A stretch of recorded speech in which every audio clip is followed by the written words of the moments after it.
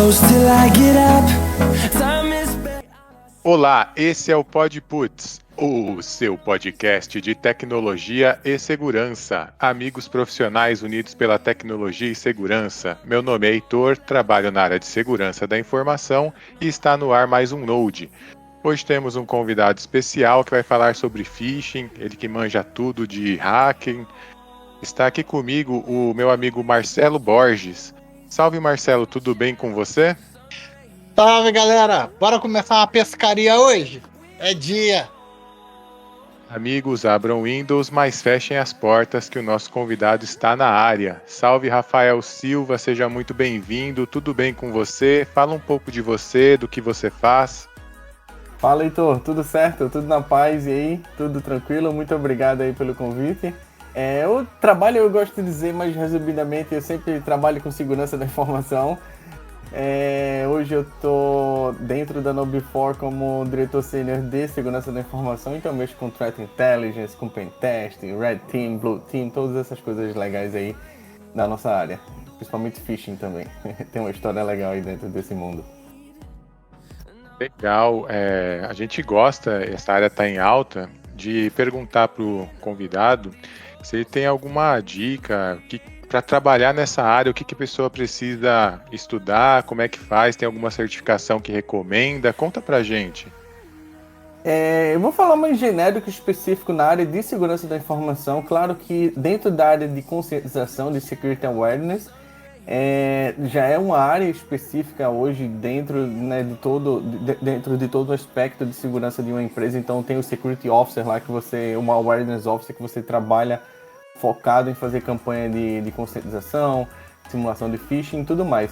Mas assim, para dentro da área de segurança, né, para entrar aí você pode pular para, né, diversas áreas, é uma área muito vasta. Eu sempre recomendo o básico, sempre ele faz um trabalho muito bom, entendeu? O que é o básico? Sistemas operacionais, um pouquinho de programação script ali, Python ou outra linguagem web já ajuda um bocado você a aprender sobre isso. E os conceitos básicos mesmo de segurança, e muita gente pula essa parte, né, e foca muito nessa venda hoje do mercado, que vem aqui ganhar 20 mil reais com 2 meses de estudo. Então a gente sabe que isso aí tem muita pegadinha nessa situação. Eu acredito que o básico mesmo, sistemas operacionais, TCP/IP, o que é segurança, principalmente sobre sistemas operacionais, que eu acho que você vai evoluir bastante, independentemente da carreira, né, que você vai escolher dentro da área de segurança. A gente já debateu esse tema uma vez e você reflete muito o que a gente já conversou antes, que profissional de segurança tem que entender o básico. Para quem está Exato. ouvindo, novamente, o básico, modelo OSI, TCP/IP. Isso. DNS, como funciona, saber pelo menos o que é um RFC, procurar as RFC para dar uma lida, tem que saber inglês, infelizmente e infelizmente, ao mesmo tempo complicado também.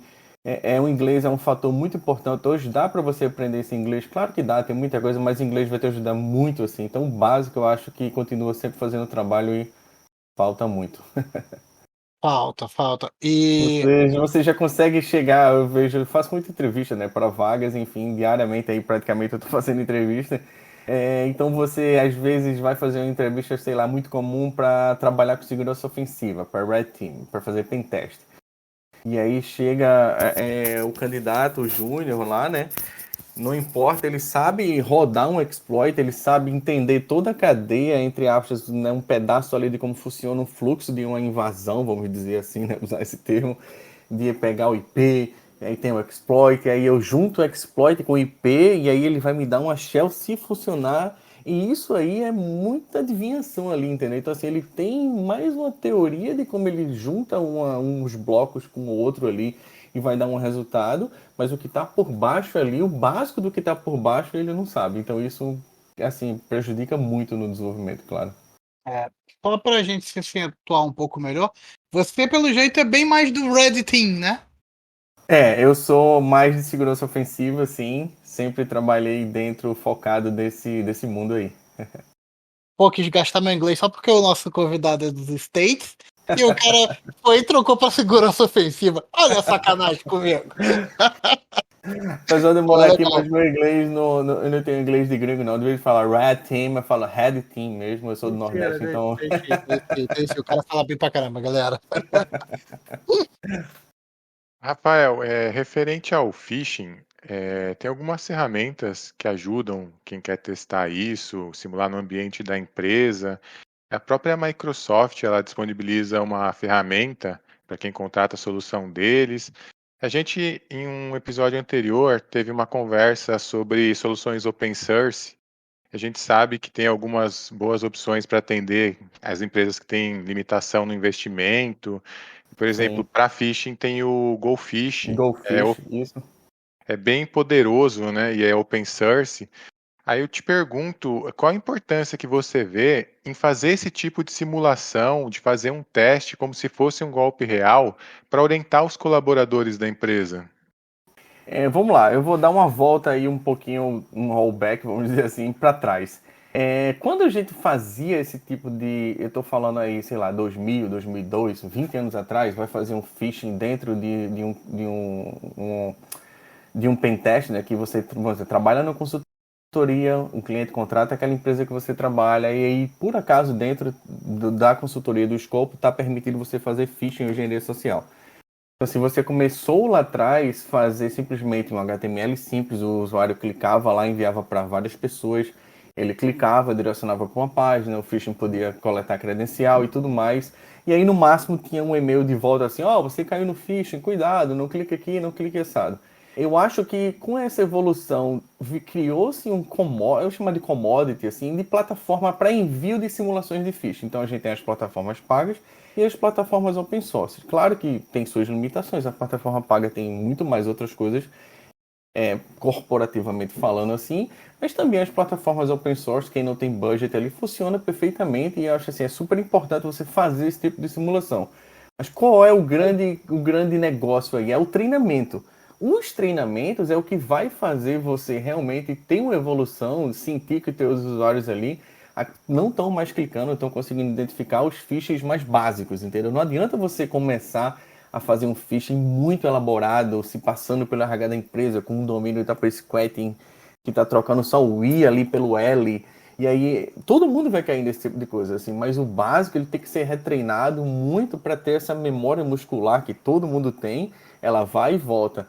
Então, eu acho que tem um ponto importante que é os treinamentos. As plataformas de simulações você tem que usar, existem várias, porém o que vem depois eu acho que é uma grande dificuldade para quem só usa e quem não tem budget para trabalhar aí dentro do mundo open source sem budget ali na guerra, né?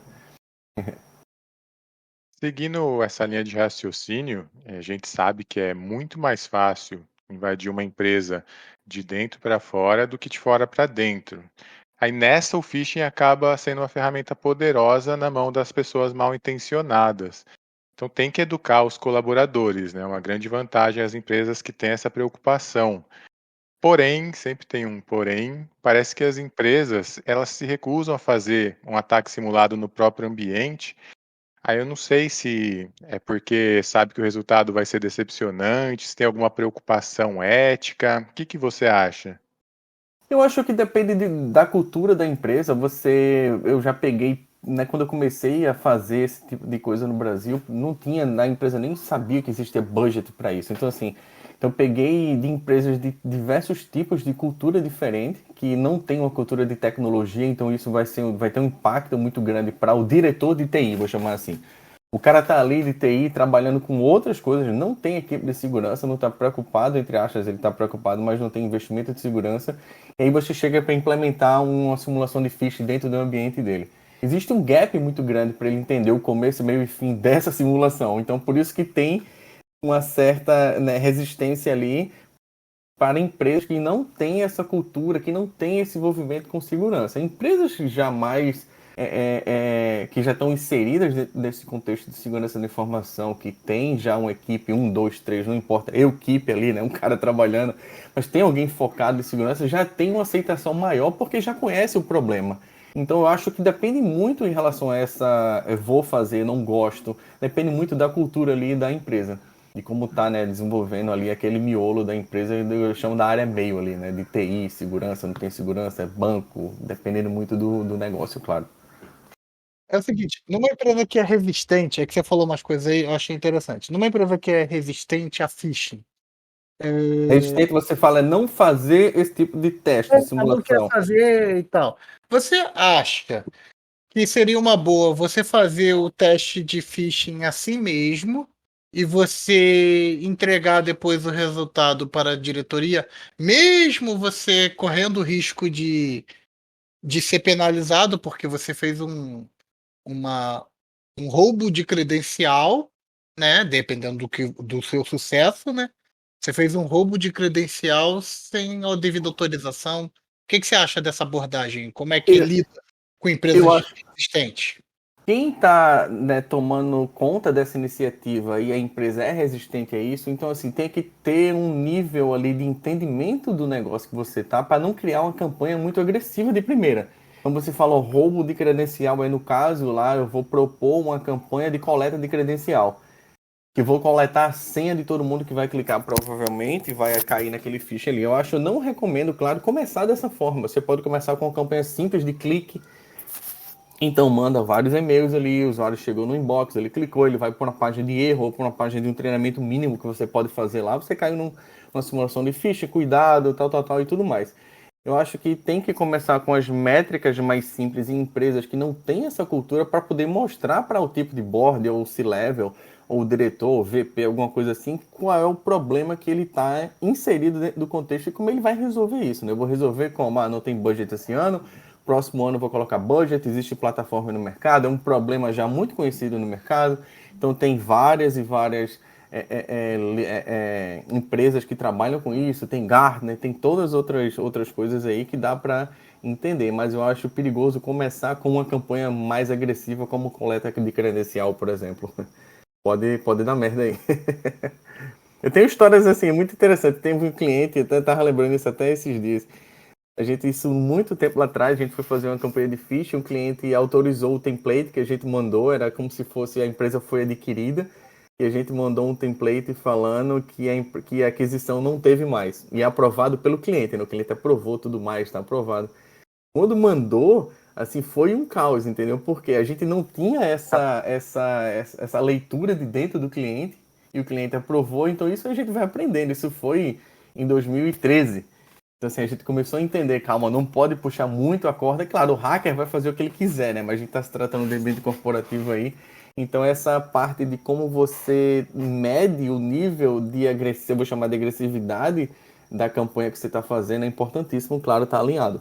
Rafael, falamos de simulação, beleza, mas na vida real, a gente sabe o quanto é difícil filtrar os e-mails maliciosos. Impossível. Você tem alguma dica? Tem alguma sugestão de ferramenta? Tem algum serviço específico? O que os profissionais de segurança podem fazer para tentar vencer essa Não batalha? vence, assim, filtro é muito complicado, tá aí hoje, né? Não vou citar nomes de soluções, mas a gente tem milhares de soluções aí que bloqueia. Vai bloquear uma porcentagem grande, sei lá, 90%, vai bloquear, mas sempre tem aquele e-mail que vai passar, porque é e-mail, né? Não tem como a gente identificar, a não ser que tá muito na cara ali dentro do e-mail, que tem algum conteúdo malicioso, e através das heurísticas dos anti-spam, enfim, eles conseguem identificar, claro, fazer os crawlers das URL, identificar que tem uma coisa maliciosa e bloquear isso. Mas assim, é muito complicado você ter essa luta de inbox ali, entendeu? Por isso que é muito melhor treinar os colaboradores, os usuários, do que você investir muito pesado. Claro que tem que ter um investimento nisso, sim. Por exemplo, quem usa Gmail, o melhor anti-spam que eu conheço é o do Gmail hoje em dia. Quem usa o Google PPS é muito bom. Então tem outras plataformas e outros appliances, eu vou chamar, que faz um trabalho de anti-spam legal, mas assim, sempre vai passar, entendeu? Não tem como não você bloquear e saber que aquilo ali é malicioso. É muito difícil. Pô, você falou em plataforma. Numa pergunta anterior também você tinha falado de plataformas para fazer é, as campanhas de phishing. Você tem alguma gratuita para aquela galera que não quer investir, que não tem Ó, budget, nunca fazendo assim, o ó, jabá aí esse do meu site é trabalho, legal. na KnowBe4 a gente tem uma parte chamada de Free Tools. Você vai ter algumas ferramentas e tem uma campanha de phishing muito simples, não é uma ferramenta para você usar, é só para você conhecer. mas eu não conheço uma plataforma, uma empresa que tem uma plataforma completa de simulação free, que envolve muitas outras coisas assim. Então, free mesmo, se você não tiver budget, é melhor recorrer para open source como o Goldfish. Você falou. Você repete aí qual é o site da É empresa que a gente deixa aqui sempre na knowbefore.com. descrição? A gente costuma deixar. Knowbefore.com. Pode falar. Isso. KNO. No Before. Knowbefore.com. Isso. Ó, galera, tá vai estar na descrição do episódio junto com o LinkedIn dele. E aí, se vocês quiserem entrar em contato, fazer aquele networking, tá tudo aí. Tudo salvo aqui depois para vocês assistirem no episódio. Bora Melhor continuar aí. prevenir do que remediar, né? Exatamente. A Knowbefore, ela veio pro Brasil depois que ela comprou uma empresa que eu fundei chamada El Pescador, que você falou ali de pescar no início, então teve essa história. A gente foi uma das primeiras empresas de trabalhar com simulações de phishing, treinamento e construir conteúdo para conscientização. E aí, em 2019, a Knowbefore comprou 100% da empresa, do El Pescador. Então, o El Pescador virou Knowbefore Brasil hoje. Continua a empresa, tem muito mais pessoas hoje trabalhando, conteúdo, o negócio continua crescendo bastante. Eu já me afastei 100%. Eu estou focado aqui agora nos Estados Unidos em outra situação. Aí, mas você não trabalha mais com phishing? Você trabalha com o quê? Não, eu trabalho sim, trabalho dentro da Knowbefore, focado, né? Mas eu trabalho hoje protegendo a Knowbefore. A Knowbefore Global, a gente tem 8 países aí, então eu trabalho como diretor sênior de segurança, junto com a equipe inteira de segurança dentro da Knowbefore. Mas eu não trabalho mais tocando a empresa, sendo executivo, vamos dizer assim, como era nos meus últimos 10 anos aí. Coisa administrativa, Exato. né? Voltou pra brincar. Exato. Voltou a Eu brincadeira. fazia técnico administrativo, né? Fazia tudo, né? Sem asterisco, digo. Se level tudo. Como que funciona aí o trabalho? É presencial, é híbrido, dá para fazer remoto? Apesar de eu morar aqui, eu trabalho remoto, o meu contrato é remoto. Eu vou no escritório às vezes uma vez, 2 vezes assim no mês, olhe lá, alguma vez na semana, mas eu trabalho remoto. A Knowbefore tem essa política de remoto, principalmente, claro, depois da pandemia. E aí tem várias vagas hoje remotas, não todas, mas um monte são remotas. Pô, aqui no Brasil a galera tá querendo cada vez mais ficar de remoto, estão lutando. Como é que tá por aí? Eu só vejo, se você é uma empresa, vou dizer assim, que tem um alinhamento com o pensamento do trabalhador moderno, vou chamar dessa forma, você tem que ter remoto, entendeu? Beleza, pode ter empresa que não quer ser 100% remoto, mas assim, tem que ter muitas vagas. Aqui eu vejo muita vaga remota mesmo. Se você não entrar, você como empresa dentro desse mundo aí do trabalho remoto, você vai ficar muito atrás em relação a reter e ter novos talentos, porque, né, nessa área técnica de segurança da informação, praticamente 90% dos trabalhos é remoto. Claro que tem alguns também que precisa ser presencial, mas eu vejo muito, muito, muito remoto. Ainda mais com a Cloud, né? Com a Cloud tá te permitindo trabalhar muita coisa, facilitar muita coisa. Eu acho que a Cloud trouxe muito isso pro mercado de segurança. Antigamente você Sim, fazia sim. muito aquela coisa, tipo, fica on-premises, aí você fica lá defendendo, Isso. liga o firewall, faz isso, faz aquilo outro. E uma Acabou esse mundo. acabou, né? E uma outra coisa, tem algum site de emprego aí bacana pra galera que você conheça, assim? Pra quem quiser procurar? Putz, não conheço aqui, juro por Deus. Eu conheço o. Como é o nome? O Greenhouse. O Greenhouse, exatamente. Eu vou botar o site dele aí pra vocês, só um momento. Beleza. Então, já fica o Greenhouse de dica para quem está procurando.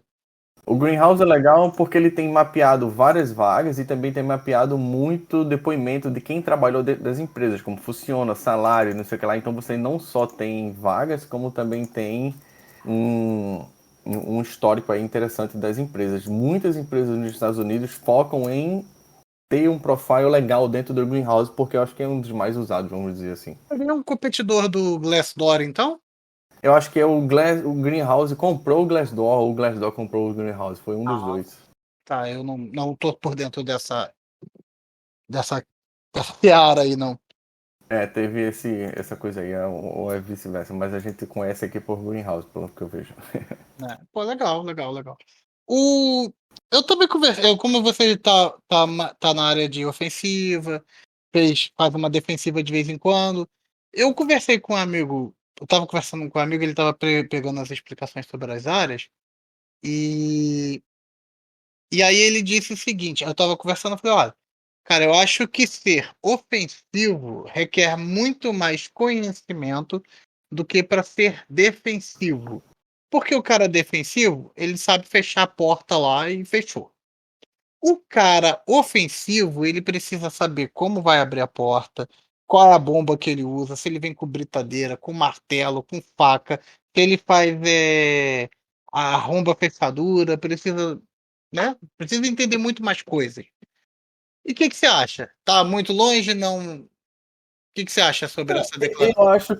Eu acho que depende muito do ambiente que você trabalha, né? O exemplo que você deu, claro, essa metáfora é interessante, mas a gente se fala mais uma metáfora de firewall aí, de abrir porta e tudo mais. Mas, por exemplo, você é um cara que trabalha com segurança ofensiva para código. Você tem que ler o código lá todo dia para encontrar vulnerabilidade, fazer code review e tudo mais. Você tem que ter um nível de conhecimento maior. Você tem que saber várias linguagens de programação, vários stacks. Você faz um trabalho defensivo só para cloud, por exemplo. Então, assim, eu não preciso saber o porta aberto ou não. Preciso saber todas as APIs ali, as chamadas que a Amazon tem dentro da gigante, né, nuvem. Então você precisa saber. Então eu acho que depende muito do ambiente. O mais clássico de Red Team de intrusão, claro que quem trabalha do modo do lado ofensivo tem uma certa escada aí maior também que não deixa de ter o Blue Team, tem que ter o mesmo conhecimento, eu acho, básico ali que o cara do ofensivo tem, do Red Team tem. Então, por exemplo, um cara que trabalha com Blue Team, se ele não sabe como é que funciona o sistema operacional, como é que ele vai aplicar lá uma regra de registro Windows específica que não vai quebrar o Windows, por exemplo, em produção, mas vai proteger de uma vulnerabilidade que não tem patch ainda. Dependendo dos times, né, de ofensiva e defensiva, o cara lá tem uma vulnerabilidade X ainda que não tem patch. Mas o cara de ofensiva, ele descobriu como exploitar, como, né, explorar aquela vulnerabilidade e entrar na máquina que está vulnerável da mesma empresa que eles trabalham. Um bom cara de Blue Team, ele vai fazer de alguma forma para aplicar um patch via registro, se for Windows, ele vai fazer de alguma forma para bloquear isso. Então, se você, por exemplo, não tem um conhecimento, de novo, básico de sistemas operacionais, TCP, protocolos e tudo mais, você não vai saber ali ser um cara tão interessante de Blue Team nessas situações. Eu acho que depende muito do ambiente ali que você trabalha, porém, eu acho que 80% ali eu gosto de dizer o número, né? 80, mas assim, claro, é tudo data Rafael, aí não tem um estudo para isso, mas uma boa parte do conhecimento de Blue Team e Red Team tem que ser igual, você tem que saber ambos, porque senão não consegue andar. Essa eu gostei, data Rafael. É sobre isso, eu tenho uma opinião que é a seguinte: o hacker, quando ele está atacando, ele precisa achar uma brecha para entrar. Então, se ele conhecer uma brecha e essa brecha existir naquele sistema, ele consegue entrar. Já o cara da defesa, ele precisa proteger de tudo e de todos. Inclusive, tem uma frase poética sobre isso, que é: Red Team vence batalhas, Blue Team vence guerras. É bem interessante isso. Porra. Sim, eu concordo, eu acho interessante esse outro lado também, que, né, o cara ali também tem que entender que às vezes quase nunca é dessa forma que só é uma vulnerabilidade que você explora e você venceu ali dentro do ambiente. Existe também ali a parte que você precisa escalar privilégio, às vezes você hackeia um servidor que não tem acesso a nada, então não se viu tanto. Você consegue até entrar dentro da empresa, consegue até hackear uma coisa específica, mas também não consegue fazer nada praticamente. Então, essa só vulnerabilidade ali, que vai ser a salvação do Red Team, está cada vez menos comum nos testes de intrusão que acontece hoje em dia. Claro que se for uma empresa que não tem tanto, né, vamos dizer, uma gestão de patch interessante e tal, o cara pode fazer esse tipo de cenário que você deu. É bem plausível, assim, explorei uma coisa, estou aqui como domínio de mim, acabou. Né? Mas assim, defendendo o lado do offensive, às vezes é uma cadeia de vulnerabilidade muito grande. Às vezes você tem que rodar coisa nova para poder explorar aquilo ali que não existe e tal. Eu acho que não se deve se criar essa. A gente gosta de polêmica, né? Mas assim, não se deve criar essa comparação no sentido de quem estuda mais. Eu acho que ambos têm que estudar muito, tem que ter um nível de skill muito grande para ser bom, não importa. Ou você vai fazer ofensivo ou você vai fazer defensivo. Você tem que entender pra caramba de várias e várias coisas deep ali de verdade para poder ser um bom cara dentro dessa área. Essa parte de vulnerabilidades, você chegou a reportar alguma? Já achou algum zero day? Como é que é? Sim, eu fiz algumas pesquisas lá atrás, 2000 e, sei lá, 5, 6, tem alguns CVE que eu mandei para Checkpoint, eu acho que Rodrigo Rubira publicou ele e colocou um greets para mim lá uma vez. Teve umas épocas que sim, que até hoje ainda você vai analisar algumas aplicações web e você termina descobrindo ali um zero days para aplicação web, claro, focado naquela coisa específica que você está analisando. Mas eu acho que quem está sempre trabalhando com essa parte ofensiva, às vezes você na parte defensiva também termina tropeçando aí em vários bugs. Claro que se você não faz vulndev, né, especificamente análise de vulnerabilidade hoje, lendo código todo dia ali, você não vai ter, né, lendo código e usando ferramenta, fazendo fuzzing e tudo mais, você não vai encontrar tantos bugs ali focado em outro tipo, sem ser coisas de aplicação web. Pô, legal. O que eu falando em aplicações e técnicas de phishing, a gente sabe que phishing é uma categoria de ataque. Dentro Sim. do phishing tem nome para as técnicas, tipo, não o spear phishing, que também é uma categoria, mas assim, tipo, sei lá, abertura de tal coisa, estenografia, tem alguma coisa assim? Um nome? Geral, geralmente se coloca essas nomenclaturas para o tipo de engenharia social, tipo BEC, né? Business Email Compromise. Uhum. Comprometer o e-mail da empresa de negócio e aí o atacante vai pegar aquele e-mail, já aquela conta ou nada, e mandar um phishing através daquele e-mail. Ou, enfim, tem esses tipos de nome para engenharias específicas, mas phishing é phishing, né? Um e-mail clássico ali que às vezes o phishing, por exemplo, né, a gente vê muitos grupos de phishing bons que fazem esses tipos de ataque malicioso. Os primeiros e-mails não tem nada malicioso, é puro e-mail de marketing, assim, vendo se você vai ter interesse, são empresas falsas, a turma monta as empresas falsas inteiras, cria página, deixa lá online por vários tempos lá, não tem nada malicioso na página, é como se fosse uma empresa qualquer de marketing. E aí ele começa a mandar um e-mail para você, tem outra empresa manda um e-mail, você clicou, opa, ele tem interesse, sei lá, nessa viagem aqui que vai chegar fim de ano. E aí começa a te mapear e em algum momento vai mandar alguma coisa maliciosa e você vai executar, entendeu? Não agressivo como um spearfish manda, um phishing qualquer manda assim, sei lá, reset de senha para todo mundo que usa LinkedIn. Então assim, esse spearfish mais focado é onde está o grande perigo assim, né? Então tem, sei lá, a técnica do reply phishing, você está esperando a resposta do teu alvo ali, e aí quando ele responde, já estabeleceu uma conexão, tu pode responder com um link malicioso ou sem nada também. E na terceira resposta que tu pode inserir algum link malicioso. Então tem esses nomes assim para isso, mas no final são várias técnicas de engenharia sociais ali criada implementando o e-mail, né, que é a forma que todas as empresas se comunicam há 200 anos aí. A gente sempre, quando lançou o MSN, eu lembro que falava, o e-mail vai morrer agora. MSN é tudo corporativo, é a comunicação corporativa. E claro, o e-mail nunca vai morrer, né? O e-mail sempre ainda é a porta de comunicação corporativa de qualquer empresa. Não, é. E a senha vai morrer? O mundo passwordless vai rolar? Eu acho que uma hora chega, mas está muito longe ainda de acontecer isso, infelizmente. Eu acho que a melhor proteção hoje, que acho não, né? Certeza que tem é YubiKeys com WebAuth, que com suporte a WebAuth, que é um protocolo FIDO, né? O FIDO Alliance.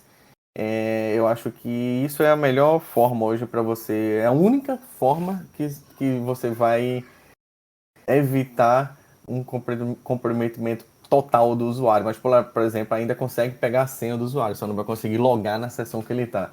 Eu acho que senha é um problema super recorrente, sempre vai existir, vai demorar muito, porque a gente precisa mudar a stack de arquitetura de várias aplicações para funcionar passwordless, então assim, não, vai ser complicado. Eu acho que tem muito tempo aí ainda de senha. Pode até tirar de um sistema ou outro para logar no computador, sei lá, já tem lá o computador com, né, o dedinho, já vem no hardware embutido, você pode tirar, ser passwords daquela feature, daquela função, daquele software específico. Mas pra gente ser hoje totalmente passwordless, eu acho, ainda não enxergo isso.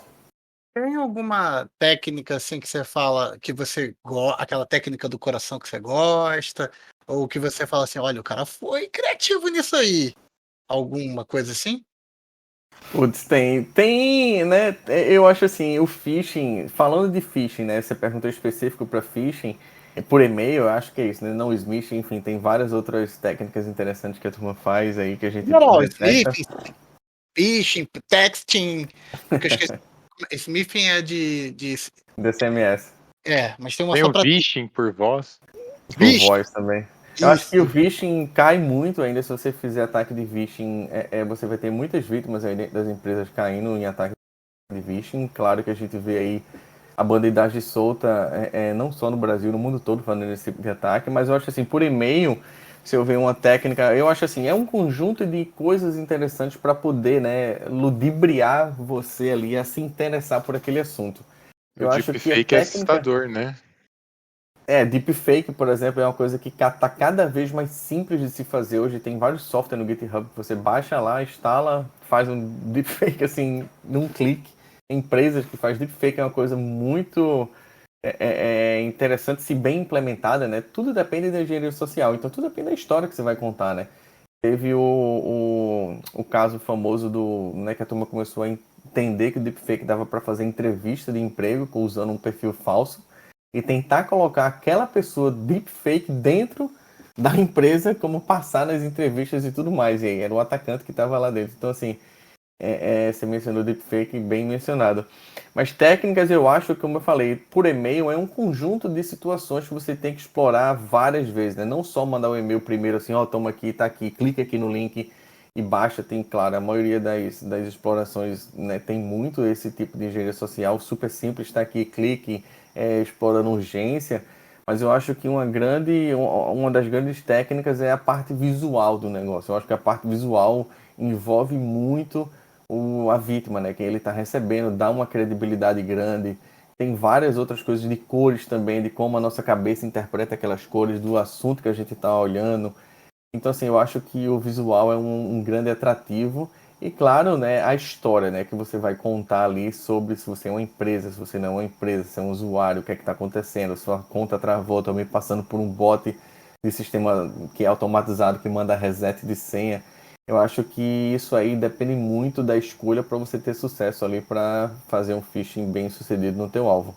Quando você está fazendo algum tipo de red team. Quando está fazendo campanha de phishing, não precisa ser muito, né, específico assim, dessa forma, fazer um negócio muito, muito bem feito, porque eu acho que não é o propósito aí de simulações mensais ali e tudo mais para conscientização. Legal. Falei um bocado agora, hein? Falou bonito. Espero que saia alguma coisa útil. Com certeza. Tá mandando um bem pra caramba.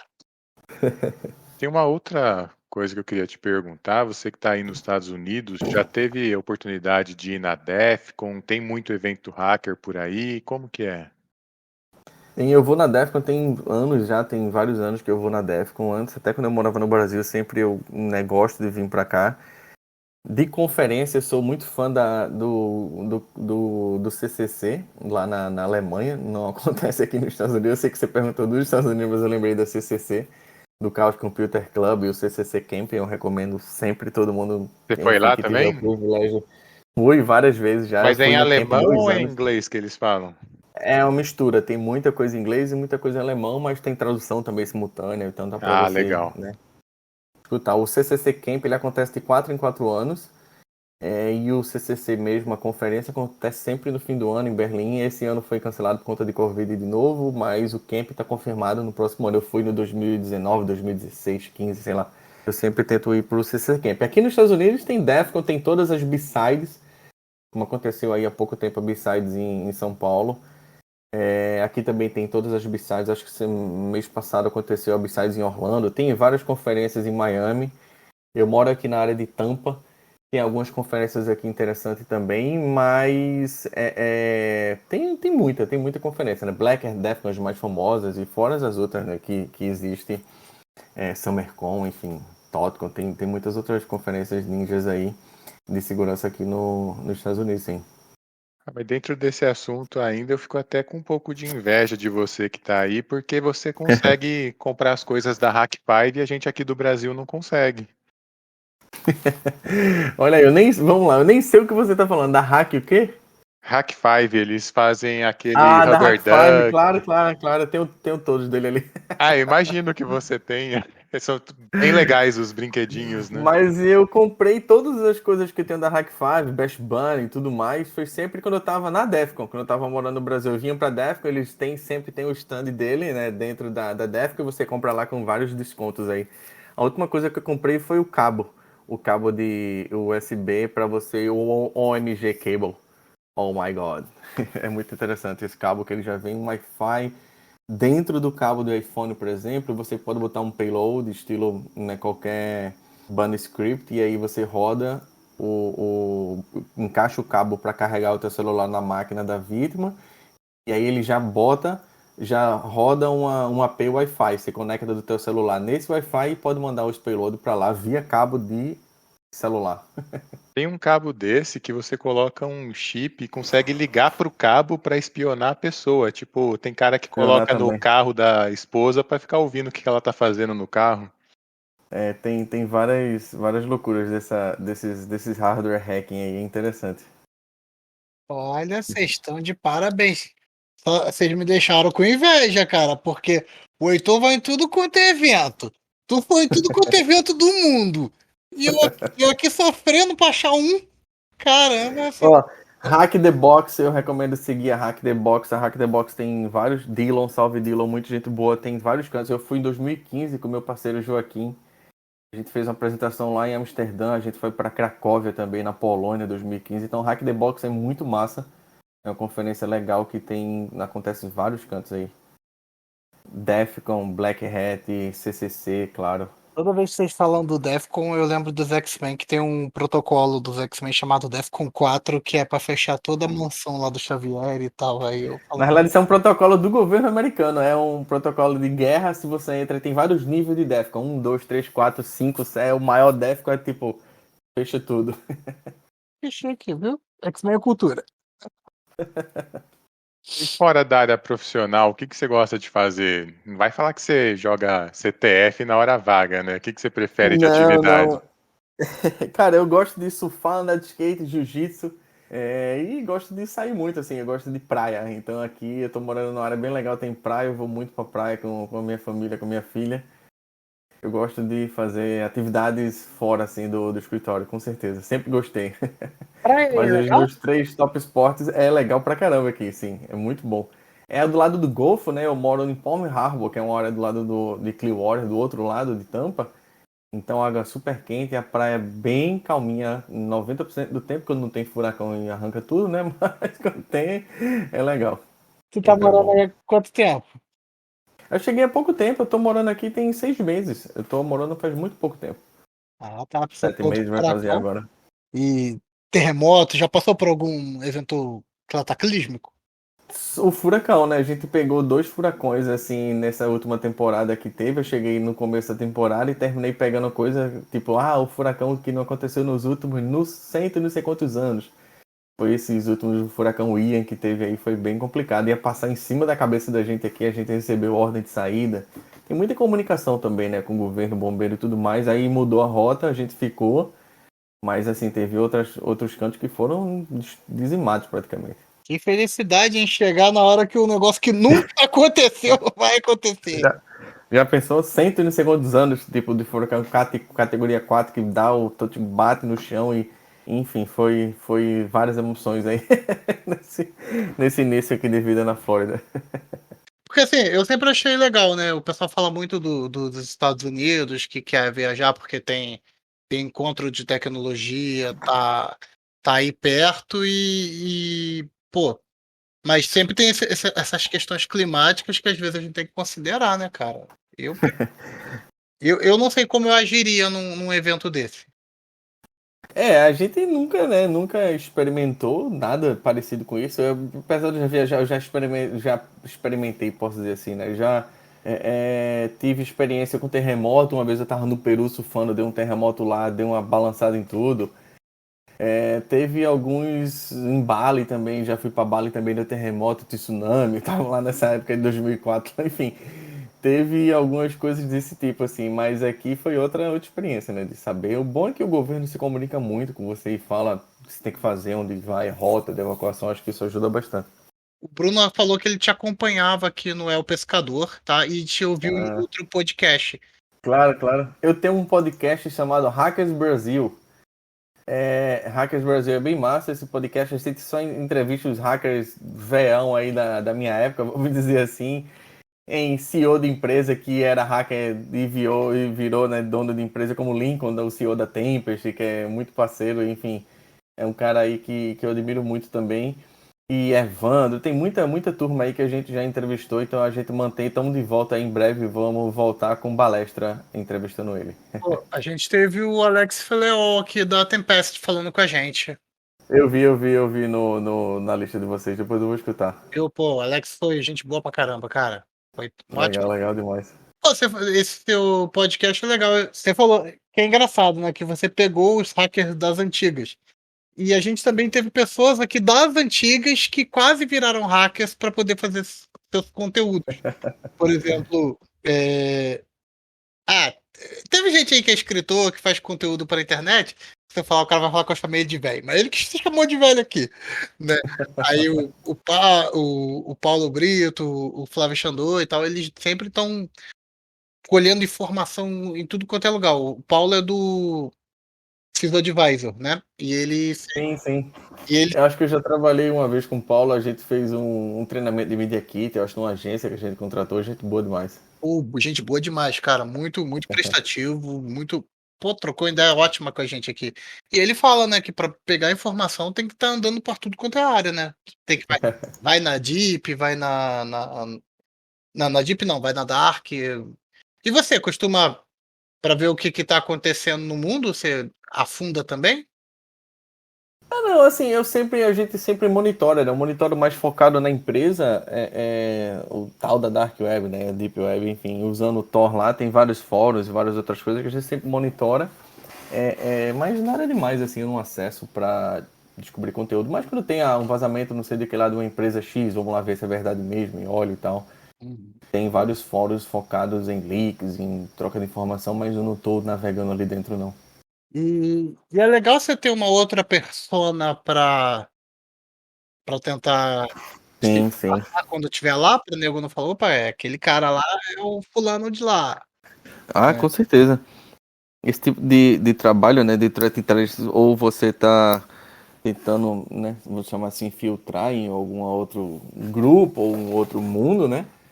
É importante que você tenha uma pessoa e uma pessoa sólida, né? Você sabe o que tá falando, sabe o que tá fazendo, sabe o que tá conversando, porque senão não anda muito também. Entendi. Né? Porque senão, imagina, depois pode virar contra você aquilo de alguma forma também. Se vazar e cair tua pessoa é que nem um disfarce de espião, né? Vazou, ferrou, já sabe quem é. Cara, a gente tá falando de espião e eu vou ter que perguntar. Porque tem um papo nosso de bastidor aí que você conheceu o Kevin Mitnick. É verdade? Sim, ele é meu sócio, né? O Kevin virou um amigo de verdade. Isso foi uma história muito interessante da minha vida, assim, ele não fundou a Nobifore, mas ele entrou depois de um ano na Nobifore, não tinha nada ainda, o Stu chamou ele. Ele virou sócio da Nobifore, enfim, trabalhou, fez todas as coisas, os treinamentos, continua fazendo até hoje. E quando a gente tava lá dentro da Tempest, né, com o Pescador, a Tempest era minha sócia, junto com o Pescador foi a empresa que muda. Tinha uma empresa chamada Estuário TI, a gente criou o Pescador, saí dessa empresa, só com o Pescador tinha um cliente praticamente. E aí a Tempest entrou junto comigo de sócio para tocar e fazer o Pescador como uma empresa do grupo Tempest. E aí deu muito certo, isso era 2014, eu acho, 15, alguma coisa assim. E a gente andou em 2019, a Nobifore foi expandir, eu já sei, né, toda a história, a Nobifore foi expandir para a América Latina e entrou em contato com todos os players que existiam na América Latina e gostaram mais do Pescador e terminou adquirindo 100% do Pescador. Então, nesse processo, o Mitnick, o Kevin, ele foi lá em São Paulo, ele foi lá dentro do escritório, todo mundo tirou foto com ele dentro da Tempest. Foi legal pra caramba, super gente boa. Foi a primeira vez que eu vi ele, imagina, porra, o cara é ídolo, eu li os livros do cara quando eu tinha 16, 17 anos, todas essas coisas ali, filme e tudo mais, né? Tem toda uma história dele. Dentro dessa indústria de segurança da informação. E aí depois eu vim trabalhar na empresa dele também. Ele tem uma consultoria, eu trabalho com ele junto na consultoria também. E eu falo com ele praticamente todo dia, conversando besteira. Enfim, o cara virou um amigo interessante e é super, sei lá, vida de sonho ver essa parte aí de verdade acontecendo. Mas ele tem que ser um cara legal, porque ele é quase o pai da engenharia, velho. E não é considerado o pai da engenharia. Se ele fosse um cara Exato. arrogante, mitidão, ninguém ia liberar as coisas pra ele, né? Ele deve ser um cara muito bom de lábia. Aliás, ele é, porque... Ele é, né? Com certeza. Poxa, mas é legal quando a gente consegue trabalhar com os ídolos, né, cara? Que a gente conhece, quem a gente estudou ali junto, estudou o Exato. material e depois. E você vê, e eu acho que deve ser um momento muito bacana quando, além de você perceber que você tá trabalhando com esse cara, que você tá no mesmo nível, assim, porque vocês são sócios, vocês estão fazendo os mesmos tipos de empreendimento. Isso deve ser gratificante, né? Com certeza. E mantém também, né? Assim, no início você, putz, será que é só essa fachada aqui, né? Vai conversar, não, e vai subir? Não, pelo contrário. Eu acho que o que uniu muito também a gente, assim, foi o gosto pelo hacking. É impressionante como ele gosta de hackear. Hoje ele tem a consultoria dele, muito mais porque ele gosta de hackear, entendeu? Gosta de entregar, claro, entrega um serviço muito bom, tem um Ghost Team, que são várias pessoas aí espalhadas pelo mundo todo, fazendo só segurança ofensiva. E ele gosta muito de hacking, eu acho que foi uma das coisas que deu certo de unir a gente nesse papo aí diário de conversar. Ele gosta muito de hacking, isso eu acho muito interessante, né? Do nível que ele tem financeiro, já de toda coisa que ele já construiu e tudo mais. Ele ainda gostar mesmo de hackear e saber fazer ainda várias coisas que você olha assim, putz, isso é legal pra caramba. Não é só conversa, entendeu? Hoje eu posso atestar que ele realmente sabe, bota a mão na massa e faz muita coisa legal. Eu acho super, super massa. Pô, é maneiro mesmo. E você já ensinou ele a falar português pra ele vir falar com a gente? Algumas palavrinhas ele fala. Ele entende um pouco. Sacanagem. Ele entende um pouco de portunhol. Vamos convidar ele para vir aqui. Nossa, se falar com ele, eu gastar meu inglês todo, que aí ele. Né, mas é muito bacana isso, cara. E, pô, eu li o livro dele também, aquela arte de enganar e tal. De enganar, sim. Pô, foi muito legal. Eu gostei. Foi uma leitura muito, muito bacana. Muita gente já recomendou isso, até para entender que phishing, né, tem muito a ver com entender a falha humana, né? Como você falou ali, as cores que mais chamam a atenção, Isso. né? O que é a trabalhar com aquele senso de imediatismo ou aquela grande recompensa, igual uma vez um conhecido, ele cismou comigo que queria, porque queria que eu fale inglês, né? Ele, não, me ajuda que eu ganhei na Lota Americana. Eu falei, cara, você não participa da Lota Americana. Não, mas eu mandei aqui, ó, eles mandaram pra mim. Eu falei, não vou mandar informação sua pra lá. É golpe. Mas o cara mesmo assim quis porque quis. Né? Eu acho que você tem que. Uma das grandes, né, pontos da engenharia social é unir esse trigger que vai dar na mente de quem está lendo aquele conteúdo e fazer o movimento mecânico de clicar. Né, de ir com o mouse e clicar ali. O que vai fazer? Eu acho que quando você começa a ter esse tipo de viagem, né? Começar a entender de verdade assim, como é que eu faço esse poder de persuasão de verdade, como é que eu saio ali da tecnologia, vou para a cabeça dele do mundo físico de verdade e dou aquele estímulo químico na cabeça dele que ele vai gostar daquele assunto que eu mandei para ele, ele vai clicar. Eu acho que isso aí, quando você consegue entender que realmente tem várias coisas que funcionam de verdade, claro, para várias pessoas, dependendo, não é uma regra que é isso, uma fórmula, né? Que é isso aqui vai sempre funcionar, porque é tratando da gente, então a gente é variáveis infinitas aí mudando toda hora. Às vezes eu mandei um assunto super interessante, porém o horário que esse assunto chegou na minha caixa postal não me interessou e simplesmente eu excluí, mas eu fiquei pensando nele, depois eu recebi o e-mail de novo, eu cliquei. Então assim, tem muitos fatores aí que é super interessante da rede social e cruza com o psicológico aí. Você falando dessa, vou deixar um spoilerzinho pra galera que tá ouvindo a gente. a gente está tentando trazer um psicólogo para conversar com a gente sobre os efeitos psicológicos dentro da cibersegurança. Igual isso que a gente falou, a grande recompensa, o estímulo Isso. das cores, para trazer A gente está tentando achar uma pessoa que tope o desafio de vir falar com isso, mas a gente ainda está selecionando psicólogos para trazer, né? Isso é um tópico muito legal. Tem muitas pesquisas na internet falando disso e realmente é muito legal. Se conseguir alguém aí, eu vou escutar com certeza esse episódio. E é um nome grande que a gente está tentando trazer, mas dá trabalho trazer nome grande. Ah, Igual. sei. Hã? Sei como dá trabalho, que eu já tento entrevistar, né, as pessoas pro meu podcast, eu vejo que dá muito trabalho. Legal que você. A gente pode lançar um podcast, vai me convidando. Com certeza. Vou, Oi? Mas eu vou conversar com o Igor, tem Igor e Marina que faz com a gente, e a gente sempre tá querendo gente aí que tá dentro da área de tecnologia. O podcast nem sempre é falando de hacker antigo, né? Então tem pessoas novas também no podcast, mas que tá envolvido com hacking ali. Então isso é interessante pra caramba. A gente. Depois de dar uma olhada nos nossos convidados, teve uma galera boa aqui que a gente trouxe, né? Tem Boa, vou olhar. o Joas Barbosa, ele é muito bom de. Foi um que eu senti falta porque eu não estava disponível no dia. E a galera. Pô, o episódio dele, a galera gostou muito, foi muito bacana. Mas tem outros caras aqui, Dante falaram com a gente. Deixa eu ver mais quem. O Zatar. Teve tanta gente boa que passou aqui, mas o Joas eu lembro que foi o que eu tive que assistir por fora como ouvinte. Eu vou dar uma olhada no de vocês mais pra trás pra poder escutar. Vou fazer uma maratona, com certeza. Isso. E traz o. Agora é sério, traz o Mitnick aí pra nós. Ele não vai, não. Ele é porque assim, imagina, né? O cara é super complicado. Eu já entendo, eu tô dentro ali, eu sei, né? Ele recebe 300 mil convites de podcast e tudo, né? Todo dia praticamente para falar isso, então eu acho muito complicado dele se comprometer. Acho que eu nunca vi ele fazendo um podcast específico que não seja falando da empresa assim como um todo. Eu acho que ele vende também mais dele, claro, né? Tem tudo isso envolvido. Não tem problema não, a gente prepara as perguntas em inglês. Cara, tá. Olha, foi muito, muito bacana falar com você aí hoje. Eu queria saber se você quer deixar as considerações finais aí pra gente. Cara, muito obrigado pelo convite, foi massa aí conversar com vocês. Sempre eu gosto de conversar assim, né? Quando tem um papo descontraído, tem as perguntas que dá pra gente não estar só focando no assunto e vai, né, viajando aí, falando e conversando. É isso, obrigado. E na dúvida, não clique. A dúvida não clique.